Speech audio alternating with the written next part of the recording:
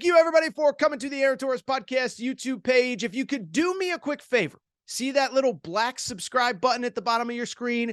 Go ahead, click that black subscribe button. Really does help our audience grow, really does help our channel grow, really does help and mean more than you could possibly know. So go ahead, hit that little black subscribe button. Also, thank you to our presenting sponsor, Betfred Sportsbook and the Betfred Sportsbook app.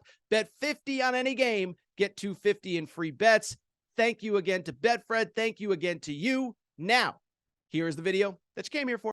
Really quickly, let's look at some of the other results from Saturday in college hoops. Let me just say this. Last Monday's show, on Monday, we talked about Kentucky beating Tennessee for a second time at this time last week. And I said at the time, I said, boy, oh boy, oh boy. I would not want to see Kentucky in my bracket right now. Kentucky is officially the team that nobody wants to see. And everybody got in the comments section on YouTube, and everybody sent me DMs, and everybody got in my mentions on Twitter. And everybody said, Torres, you're such a Kentucky homer. Oh my God. You'll never say anything bad about Kentucky. I'll never say anything bad about Kentucky. Are you kidding me? I criticized this team all November, December, and January. But what I also acknowledged, this team was getting better. They were starting to figure things out. The rotation had sorted itself out. And I felt really good about them going into this past week after the win against Tennessee 2 Saturdays ago. So why do I bring it up? It's because Auburn walked into Rupp Arena on Saturday. Auburn really kind of needing a win. Kentucky smacked the you-know-what out of them. Final score in that one, 86-54. Kentucky wins by 32. And if we're honest, Auburn was down by 40 at one point in the second half.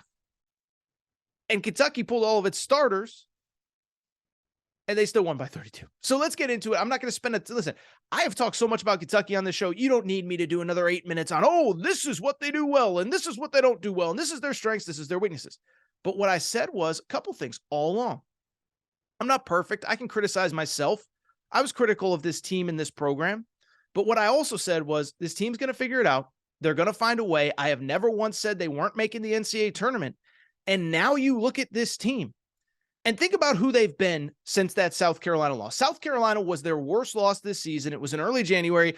And yes, it was the day where I tweeted and I said something to the effect of, where were you when Kentucky basketball died? I get tagged on that tweet 10 times every time Kentucky wins. But think about what Kentucky has done since that South Carolina game. Overall, they're 10-3. Their only losses were to Kansas. Say that's a pretty good loss. Arkansas is a really good team. We'll talk about them in a minute with Alabama. And to Georgia. And Georgia, to some people, felt cataclysmic at the time. And that was really like the last time that Kentucky was like, oh, they might not even make the tournament. And I just said, like, you understand, Kentucky came into that game, 2 of their top 6 players, Severe Wheeler and CJ Frederick, got hurt in the previous game and were not available. And that was also a game where Cason Wallace was in foul trouble. They weren't very good. And so I just bring it up to say, like, I tried to tell you, like, this team is going to be okay. Now, did I think they were going to go 10 of 13 at some point? No, but this is who they are, and they are one of the hottest teams in college basketball.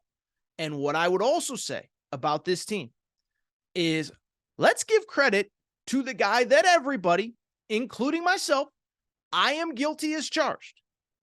Let's give credit to that guy that we have criticized so much over these past few weeks and months and years, and John Calipari. Because at the end of the day with John Calipari, listen, you can pick apart his resume. Should he have won more championships? He has the best teams every year, blah, blah, blah, blah, this and that. You can say he should have won more, should have won this, should have won that. But one thing about Coach Cal, outside of really 2 seasons, well, 3 seasons really, but COVID, I don't think COVID counts for anybody, okay? It's a hall pass. It's the college basketball hall pass. That's what that COVID season was. But the one thing about Calipari's teams is that really they have always figured things out. Sometimes it's been January. It's taken a while. Sometimes they've struggled in December, but they've always figured it out by late January into February. And in late February, that is when they are going up. Like the Plinko guy, or, the guy on Price is Right, the little yodeler going up the mountain. That's Kentucky every single February. Now, it didn't happen last year, but last year, I'll give Cal a pass. They were more banged up than we realized. Severe Wheeler was in and out of the lineup. Kellen Grady, their star guard, was hurt, was basically playing on 2 beat-up feet that I think required surgery after the season. 2021 was COVID, but even 2020, I remember talking about it at the time. They were at one point, I think, 9-4 or something like that in December. They end up winning the SEC regular season title. Bring it up to fast forward to this year. Listen, I'm not going to lie. I'm not going to pretend that I was, all sunshine and rainbows back in whatever, December and January. But this is what Cal does. Every year he figures it out. And once again, he has this team peaking in March. Credit John Calipari.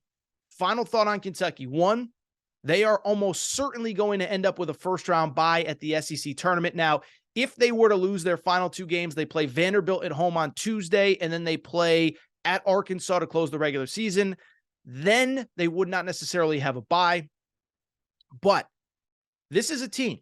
If they just take care of business, let's say they split the end of the regular season, they don't win at Arkansas, Arkansas is playing well, and they do what they're supposed to do in the SEC tournament, probably get to a semifinal or final.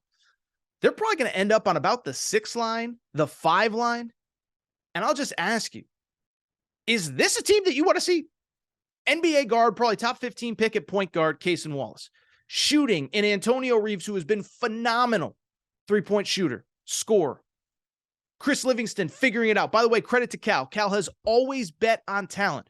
Always bet on talent. He has pushed through with Chris Livingston. Chris Livingston has been awesome the last few weeks. And, of course, you have a National Player of the Year in Oscar Tshiebwe down low. You have Jacob Toppin, who's playing like an all-SEC player on the wing. By the way, I get so many of you. You said Jacob Toppin was going to be a star this year. Well, guess what? Have you seen what Jacob Toppin's done the last few weeks? He's currently averaging, as we speak, 13.7 rebounds and 2.5 assists per game. 13-12 against Auburn, 19-11 against Florida, 11-5 against the tough Tennessee team last week. Credit to Kentucky for figuring things out. Don't really think there's much to say about Auburn.